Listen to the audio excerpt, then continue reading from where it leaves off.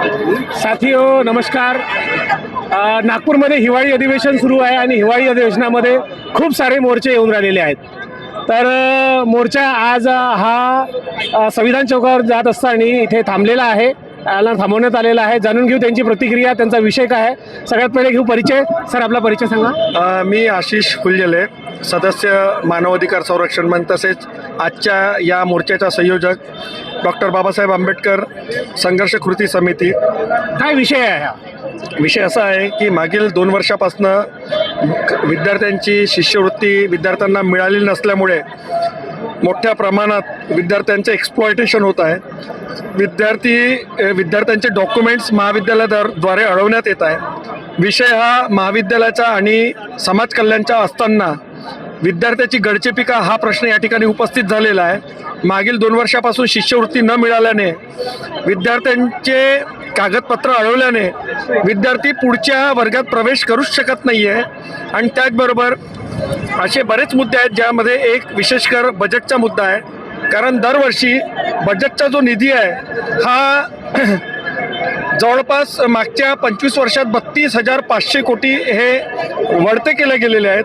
नुकताच 2024-25ला बजेटचा जो निधी 15,893 कोटी होता, त्यापैकी 12,336 कोटी एवढेच खर्च करण्यात आले आणि त्यापैकी 3,686 कोटी हे व्यपगत करण्यात आले।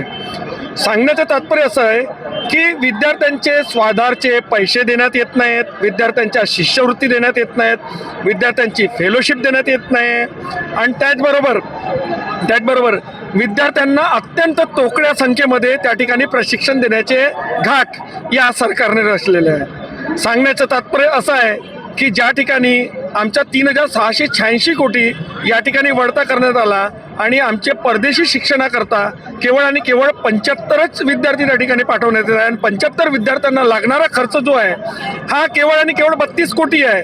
तर या फॉरेन एज्युकेशन करता जर आमचा विद्यार्थी त्या ठिकाणी जात असेल आणि केवळ फक्त तोकडेच विद्यार्थी त्या ठिकाणी पाठवण्यात येत असतील, तर या महाराष्ट्रामध्ये 2011च्या जनगणनेनुसार 1,50,00,000 एवढे अनुसूचित जातीची संख्या असताना केवळ 75 विद्यार्थी, परदेशी शिक्षण केवळ 75 विद्यार्थी हे त्या ठिकाणी पाठवण्यात येत असतील, तर महाराष्ट्र शासन कुठेतरी अनुसूचित जातीच्या, जमातीच्या आणि इतर मागासवर्गाच्या शिक्षणाचा खेळखंडोबा करताय, त्यांचा उपहास करताय। तर अशा पद्धतीनं शासनाच्या या विरोधी धोरणावर आम्ही या ठिकाणी मोर्चा आयोजित केलेला होता। मोर्चात बऱ्याच मोठ्या प्रमाणात लोक या ठिकाणी सामील झाले, कारण ऑब्व्हियस आहे की समस्याने ग्रस्त व्यक्तीच रस्त्यावर उतरत असतो आणि या ठिकाणी शासन त्या माध्यमातून शिक्षणाची नाकेबंदी करत आहे। शिक्षणाची नाकेबंदी होत असल्यामुळे आज आम्हाला रस्त्यावर उतरण्याची वेळ आलेली आहे। कुठेतरी आता शासनानं जागं व्हावं आणि आम्हाला आमच्या हक्काचा निधी जो व्यपगत वळता करण्यात आलेला आहे, त्या निधीचा वापर करून आम्हाला शिक्षणात, प्रशिक्षणात मोठ्या संख्येत शिष्यवृत्ती, फेलोशिप्स आणि त्याचबरोबर परदेशी शिक्षण, त्याचबरोबर परराज्यातील शिक्षण सगळ्यांकरता संख्या वाढवून शासनाने द्यायला पाहिजे। याच मुद्द्यासह आम्ही आता विधान भवनात जात आहोत। जर सरकारने तुमचं जे म्हणणं आहे ते जर मान्य नाही केलं तर तुमची भूमिका काय असेल? आम्हाला 2 मार्ग आहेत।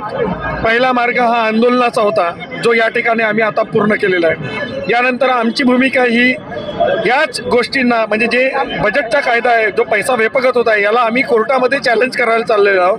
आणि त्यानंतर सुद्धा जर आम्हाला न्याय मिळत नसेल तर आम्ही संपूर्ण महाराष्ट्रभर या विषयाला घेऊन आम्ही महामोर्चाचे आयोजन करणार आहोत, ते पण मंत्रालय मुंबईवर।